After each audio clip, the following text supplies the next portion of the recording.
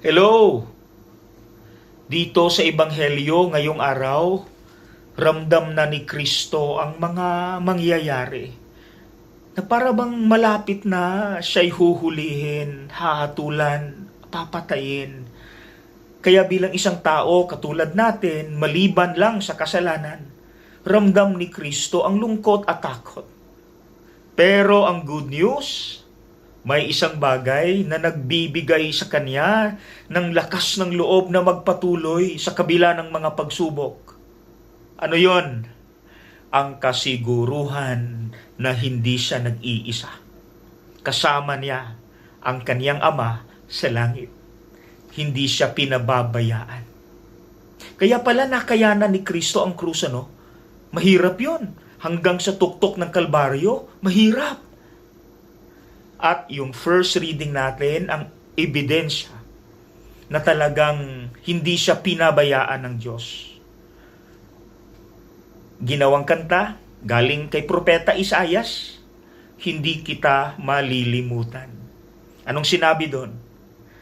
Malilimutan ba ng ina ang kaniyang anak na galing sa kanya? Sanggol sa kaniyang sinapupunan, paano niya matatalikdan?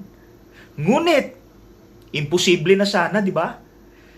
Kahit na malimutan ng ina ang anak na galing sa kanya, hindi kita malilimutan, kailan may di pababayaan. That's it. Ramdam ni Kristo ang pagmamahal ng kaniyang Ama sa langit. Ano ang mensahe nito para sa ating lahat, mga kapanalig? Ito very basic lang, ha? Reminder lang to, hindi to bago sa atin. Na kapag kilala mo ang Diyos, kilalang kilala mo kasi palagi kang nagbabasa ng Bible, nagsisimba, nakikinig sa mga recollection, seminars, talks, lahat about God. Ang mangyayari, kahit sa kabila ng mga pagsubok, kahit anong sakit pa ng pagsubok na yan, mananatili kang mananalig sa Kanya. Kumbaga, iiyak ka lang pero hindi ka susuko. Kasi kilala mo ang Diyos eh. Alam mo gaano siya kamakapangyarihan. Hindi ka pababayaan, mahal na mahal ka ng Diyos. Kaya mananalig ka. Yan ang epekto. Sige, nung ako'y nasa grade 4, that was 1994, sinusundo kami ng tatay mga 4:30 ng hapon. Hindi na lumalagpas si Papa. 4:30 on or before. Isang araw, hindi dumating si tatay sa 4:30. Naging 4:45, naging 5 p.m. na, naging 5:15, naging 5:30, naging 5:45.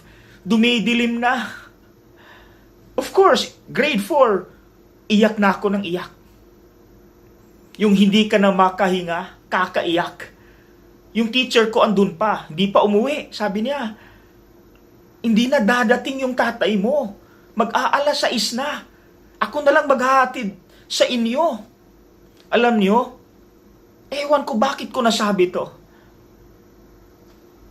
Iyak na ako ng iyak. Pero ito yung sagot ko sa teacher ko. Ma'am,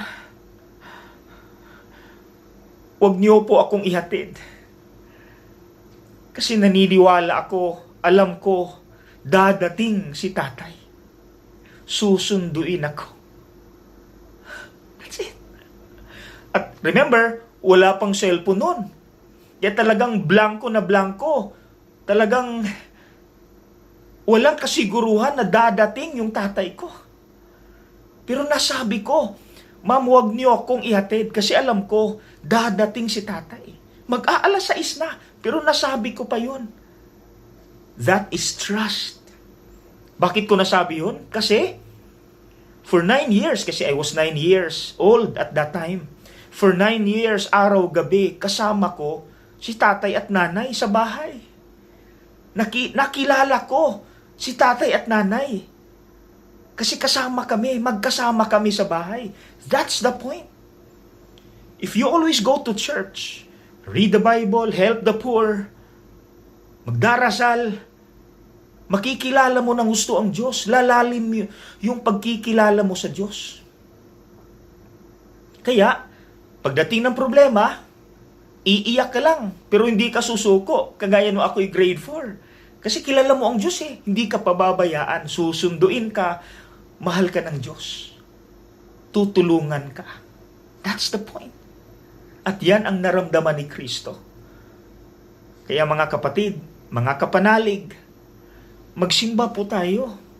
Dalhin niyo mga anak niyo sa simbahan upang makilala nating lahat ng gusto ng mas malalim kung sino at ano ang kapangyarihan ng Diyos. Okay? God bless!